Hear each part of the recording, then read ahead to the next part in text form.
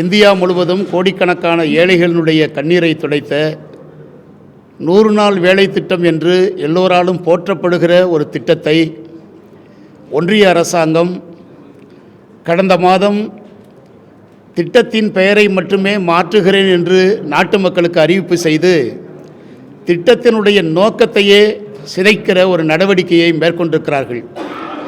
மகாத்மா காந்தி தேசிய ஊரக வேலை உறுதி திட்டம் என்பது இப்போது மீண்டும்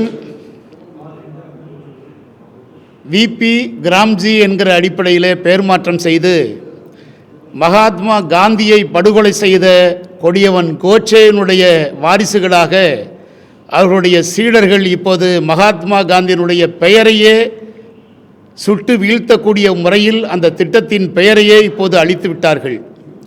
திட்டத்தின் பெயரை அழித்துவிட்டு அதற்கு நற்பெயர் ஏற்படுத்த வேண்டும் என்கிற நோக்கத்தோடு அதுக்கு 125 நாள் வேலை என்று அவர்கள் பிரகடனம் செய்கிறார்கள். ஆனால் ஒன்றிய அரசு 60% தான் நிதி கொடுக்கும், மாநில அரசு 40% நிதி என்று சொல்கிறார்கள். அப்படியானால் ஒன்றிய அரசு அறிவித்திருப்பது 125 நாள் வேலை அல்ல, 75 நாள் வேலைதான் என்பதை நாடு முழுவதும் இப்போது வாதிக்க துவங்கியிருக்கிறார்கள். அகில இந்திய விவசாய தொழிலாளர் சங்கம் இந்த பிரச்சாரத்தை இந்திய நாடு எங்கிலும் வலுவாக எடுத்துச் செல்கிறது. 60% ஒன்றிய அரசு கொடுக்கிறது என்று சொன்னால் 75 நாளும் கூட அவர்கள் விரும்பினால் கொடுப்பார்கள், விருப்பமுள்ள காலத்தில் வேலை கொடுப்பார்கள், விருப்பப்படுகிறவர்களுக்கு வேலை கொடுப்பார்கள், வேலையை எப்போது வேண்டுமானாலும் நிறுத்தி கொள்ளலாம் என்கிற அடிப்படையில் அந்த திட்டத்தை மறுசீரமைப்பு செய்திருக்கிறார்கள். மாநில அரசுகளுடைய உரிமையையும் பறிக்கக்கூடிய முறையில் 40% மாநில அரசு கொடுக்க வேண்டும் என்று அவர்கள் உத்தரவிடுகிறார்கள்.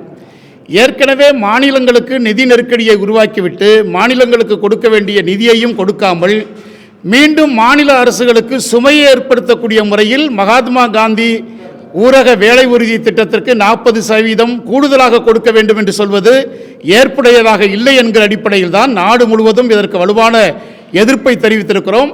பாராளுமன்றத்தில் வலுவான எதிர்ப்பு எழுந்ததற்கு பிறகும் கூட அந்த எதிர்ப்பை பற்றி பரிசீலிக்காமல் மறுதினமே ஜனாதிபதி ஒப்புதலுக்கு உள்ளாகி இன்றைக்கு சட்டம் நடைமுறைக்கு உள்ளாகியிருக்கிறது. கோடிக்கணக்கான ஏழை மக்கள், விவசாய தொழிலாளிகள் கடும் அதிருப்தியை தெரிவித்திருக்கிறார்கள். ஆகவே தமிழ்நாடு முழுவதும் பிப்ரவரி மாதம் 25ஆம் தேதி மாவட்ட ஆட்சியர் அலுவலகம் முன்பாக பல்லாயிரக்கணக்கான மக்கள் பங்கேற்கிற தர்ணா போராட்டத்தை நடத்துவது என்று அகில இந்திய விவசாய தொழிலாளர் சங்கத்தினுடைய தமிழ்நாடு மாநில குழு தீர்மானித்திருக்கிறது. இந்த முடிவை வெற்றிகரமாக்குவதற்கு தமிழ்நாடு முழுவதும் இருக்கிற விவசாய தொழிலாளிகளை நாங்கள் அணிதிரட்ட முயற்சிக்கிறோம். தமிழ்நாடு அரசும் சட்டப்பேரவையில் தீர்மானம் நிறைவேற்றிருக்கிறது. சட்டப்பேரவையில் அனைத்து கட்சிகளும் சட்டப்பேரவையில் முதலமைச்சர் கொண்டு வந்திருக்கிற அந்த தீர்மானத்தை ஆதரித்தார்கள்.